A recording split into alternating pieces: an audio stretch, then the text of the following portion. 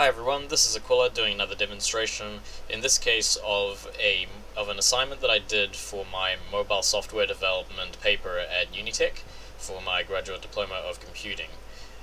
So in this case I decided to show off this particular assignment because it just kind of, I think, as far as the work that I was putting into it in terms of the graphic design as well as of the coding itself, I kind of like how this one turned out a little bit more than the other assignments that I ended up doing over the course of this particular paper for mobile software development. The reason being that while the other assignments had a few more features, like say database implementation and things like that, I kind of didn't really like the way that that turned out, and it just kind of looked like a not particularly impressive application. It did what it needed to, but I just didn't like the overall look of it, and I think that demonstrating this one kind of shows off a little bit more of what I'm able to put into a mobile application all by myself. So in this case, we were supposed to quote-unquote redesign the Unitec website and make it into a mobile software application. So that was a pretty vague brief, and I guess the one expectation that you would have is that it's going to be a pretty decent sort of bare bones UI sort of implementation that wouldn't necessarily have very much backend built into it, because obviously creating the backend for a mobile application, especially such a small first assignment, would be quite a lot to ask, and thankfully we didn't have to do that. But at the very least we needed to have some sort of redesigning of the Unitec website, and have some sort of features in there that would make it a sort of worthwhile app. So let's fire up the app, and let's demonstrate some of the different features that I ended up implementing of this particular application. So this was created mostly using relative layout.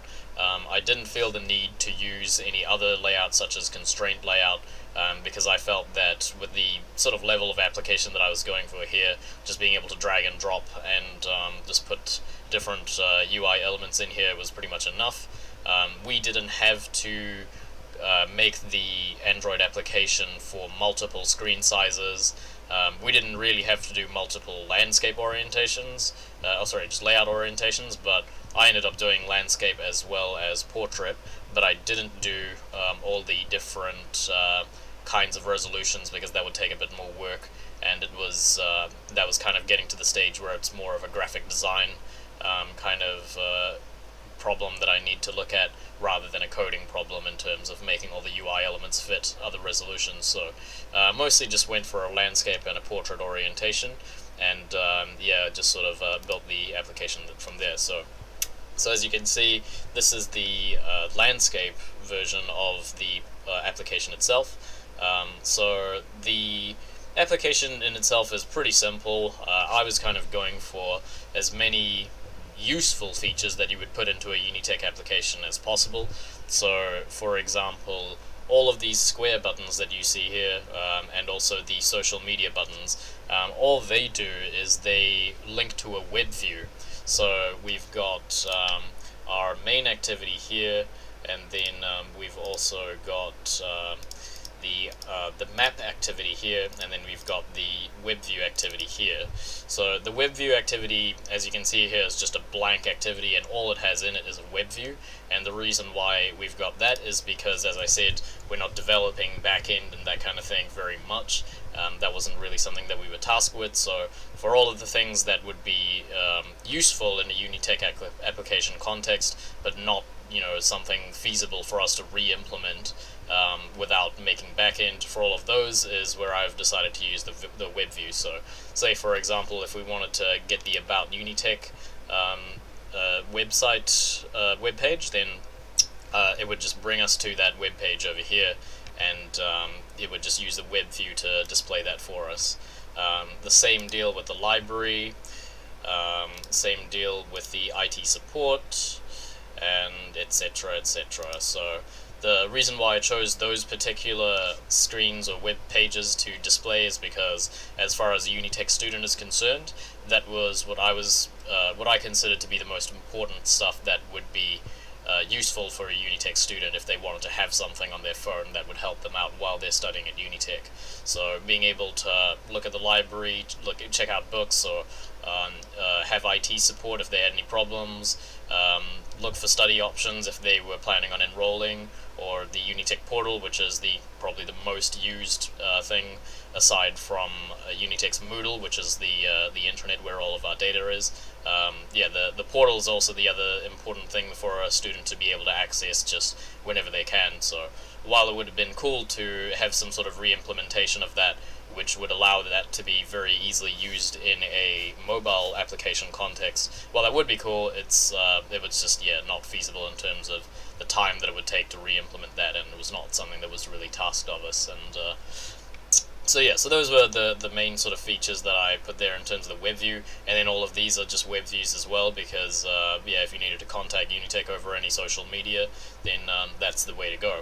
So the things that aren't web views are these three circular buttons here, and what these do is they are passing on information in the form of intents. So what I thought was really useful for a student, if there's any problems that you need to contact Unitec, I thought that it'd be really handy to just, rather than having to look for the Unitec phone number, or try and find their contact details through some other roundabout context, like needing to go to a computer and grab those details off a website, I thought it would just be handy to have a one button sort of access that you can use to just go ahead and grab that contact without really that much effort. So if we press this phone button, for example, then you see that it instantly starts up your phone application, and then it just automatically fills in Unitec's 0800 number. So the only step after that is to just press the call button, and then there you go, you're getting in contact with Unitec.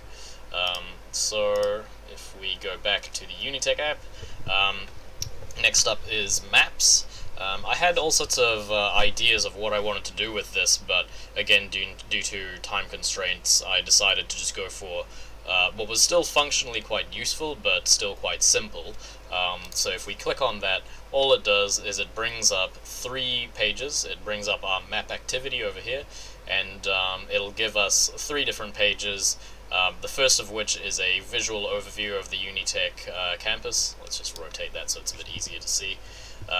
Then we've got the second page, which is supposed to go along with the first page, which just tells you where all the buildings are and where on that first page you would locate them on the grid.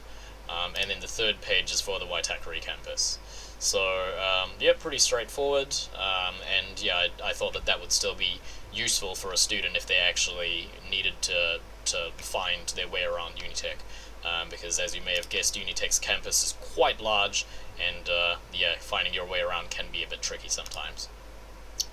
So the only remaining thing there is the email button here, and similar to the phone button, this uses an intent to pass on some data, and just like with the phone, it's just an easy way of contacting Unitec without very much effort. So this starts up your email application, and it fills in the send to study at unitec.ac.nz, so you've already got that filled in for you.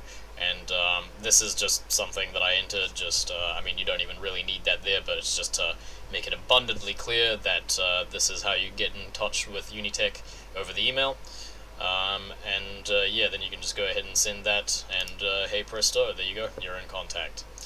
So so that's pretty much it. That was a pretty fun introductory sort of assignment to start getting used to mobile software development, and using Android Studio here was it's a pretty decent IDE. You can sort of do a decent amount with it, and Android themselves have got some really good documentation in terms of telling you how to use Android Studio and get an Android application working. So overall, it was a pretty fun experience, and I would definitely not mind making some more mobile applications, because especially with Android Studio, they've just made it very straightforward, and there's not really that much thinking that you need to do if you want to make a basic application like this. But obviously, if you want to make a game or make something that's a bit more high-tech, then maybe some further research would be required. But anyway, that should be it from me. So thanks very much for watching, and I'll see you guys later.